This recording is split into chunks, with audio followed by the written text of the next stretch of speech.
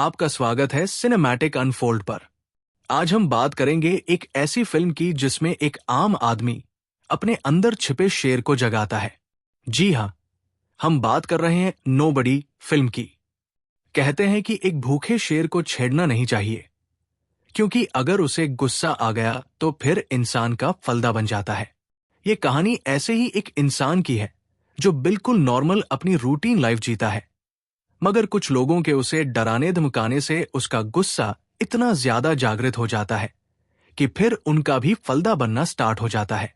कहानी की शुरुआत एक इंटेरोगेशन रूम से होती है, जहां मुख्य किरदार हज मेसल को दो पुलिस वाले पूछताछ कर रहे हैं। वे पूछ रहे हैं कि आखिर तुम अकेले इतना सब कुछ कैसे कर पाए। फिर कहानी फ्लैशबैक में जाती है, जहां हम हज की नॉर्मल लाइफ देखते हैं। हज हर रोज सुबह उठता है, कचरा डालता है, वॉकिंग करता है, नाश्ता बनाता है और फिर जॉब पर निकल जाता है। यह रूटीन हर दिन रिपीट होता रहता है। एक रात जब हज सो रहा था, तब उसे घर में किसी के होने की आहट मिलती है। उसका बेटा ब्लेक कहता है कि कोई तो मेन डोर से घुस आया है। हज पता लगाता है कि दो चोर घर में घुस आए हैं। हज एक गोल्फ क्लब उठाता है, लेकिन चोर उसे धमकाते हैं और उसकी घड़ी ले लेते हैं। ब्लेक एक गुंडे को पकड़ लेता है और मारपीट शुरू कर देता है। दूसरा गुंडा बंदूक निकालकर हज को धमकाता है। इस समय हज के पास मौका था कि वो अपने हथियार से उन दोनों की चटनी बना दे, लेकिन वो अपने बेटे को कहता है कि उन्हें जाने दो। ब्लेक इस बात पर बहुत गुस्सा होता है। बाद में पुलिस आती है और हज की पत्नी उन्हें बताती है कि चोरों ने उनके बेटे के साथ मारपीट की और हज ने उसे बचाया। पुलिस वाले कहते हैं कि अगर उनके घर में चोर घुसते तो वे उन्हें मार देते। हज तो डरपोक निकला। अगली सुबह हज की बेटी सैमी आकर कहती है कि पापा, आपने बहुत अच्छा मुकाबला किया, मुझे एक बिल्ली चाहिए। हज प्रॉमिस करता है कि वो जल्द ही उसे एक बिल्ली ला देगा। ब्लेक, जिसका मुंह सूजा हुआ है, अपने पिता से पूछता है कि क्या वो उसकी थीसिस में मदद कर सकते हैं, जो आर्मी एजेंट की लाइफ पर है। हज बताता है कि वो आर्मी में सिर्फ एक एडिटर था, कोई सोल्जर नहीं। वो सलाह देता है कि ब्लेक अपने दादा से बात करे जो आर्मी में थे। हज एक स्टील फैक्ट्री में काम करता है जो उसके ससुर की है। उसका साला उसे एक बंदूक देता है और कहता है कि ब्लेक ने उसे सब बता दिया है। ससुर पूछता है कि हज ने चोरों को क्यों नहीं मारा, जबकि उसके पास मौका था।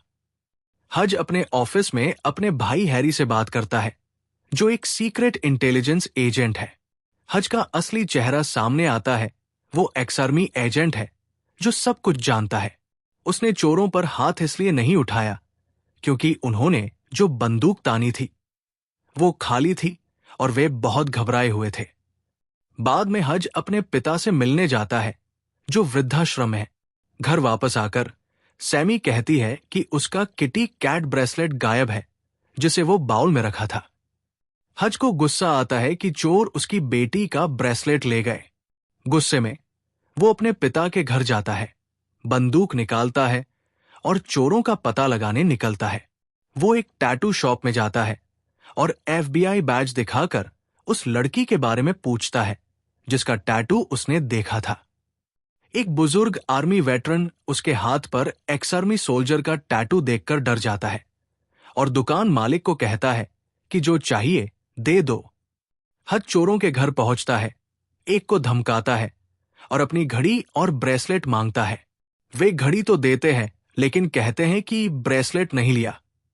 तभी एक बीमार बच्चे की आवाज आती है। चोर कहते हैं कि उन्होंने अपने बीमार बच्चे के इलाज के लिए चोरी की।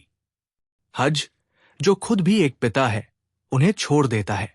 फिर वो बस में बैठा होता है, जहां कुछ पियक्कड़ एक लड़की को छेड़ रहे होते हैं।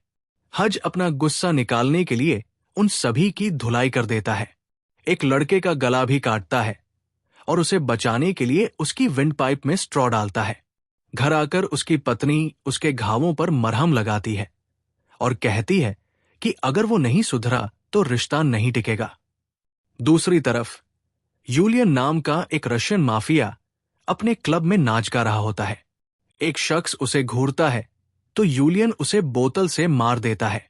यूलियन को पता चलता है कि उसके भाई को किसी ने बुरी तरह पीटा है। उसे हज का क्रेडिट कार्ड मिलता है। हज को अपने भाई हैरी का फोन आता है कि उसने बड़ा पंगा ले लिया है। वो बताता है कि जिसे उसने पीटा है वो यूलियन नाम के रशियन माफिया किंग का भाई था। हज अपने एक दोस्त द बार्बर से मिलता है जो उसे यूलियन के बारे में बताता है। यूलियन अपने हैकर से हज के बारे में जानकारी निकलवाता है, लेकिन पता चलता है कि हज तो कोई नोबडी है। फिर अमेरिकन इंटेलिजेंस से पता चलता है कि हज एक्स आर्मी एजेंट था जिसने कई कत्लेआम किए हैं। यूलियन हज के घर पर गुंडे भेजता है। हज अपने परिवार को बेसमेंट में छिपाता है और सभी गुंडों से लड़ता है, लेकिन एक गुंडा उसे पकड़ लेता है। हज अपने अंगूठे की हड्डी तोड़कर हथकड़ी से निकलता है और सभी गुंडों को मार भगाता है। हज अपने परिवार को वाशिंगटन भेज देता है और खुद यूलियन के साम्राज्य को खत्म करने निकलता है। वो यूलियन के सारे पैसे जला देता है और फिर यूलियन के क्लब में जाकर उसे धमकाता है। यूलियन अपने आदमियों को हज के पीछे लगाता है। हज अपनी स्टील फैक्ट्री में ट्रैप्स लगाता है। यूलियन के सभी आदमी इन ट्रैप्स में फंसकर मारे जाते हैं। हज के पिता और भाई हैरी भी आकर उसकी मदद करते हैं। आखिर में हज और यूलियन आमने सामने आते हैं। हज एक बुलेट प्रूफ शील्ड के साथ बम रखकर यूलियन के पास जाता है। धमाके से दोनों दूर जाकर गिरते हैं, लेकिन हज बच जाता है और यूलियन मर जाता है। कहानी वहीं से शुरू होती है जहां से हमने देखा था पुलिस स्टेशन।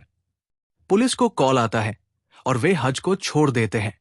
कुछ महीनों बाद हज और उसकी पत्नी एक नया घर देख रहे होते हैं।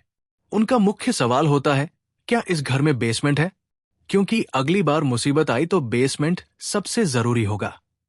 फिल्म के पोस्ट क्रेडिट सीन में हैरी और उसके पिता एक बस में दिखाई देते हैं। उनके पास ढेर सारी गन्स है जो उन्होंने गुंडों से ली थी और वे हज के नए घर जा रहे हैं। दोस्तों, अगर आपको ये वीडियो पसंद आई तो लाइक, कमेंट और शेयर जरूर करें। चैनल को सब्सक्राइब करें ताकि ऐसी ही और एक्सप्लेनेशन देख सकें। मिलते हैं अगले वीडियो में। तब तक के लिए टेक केयर और स्टे सेफ।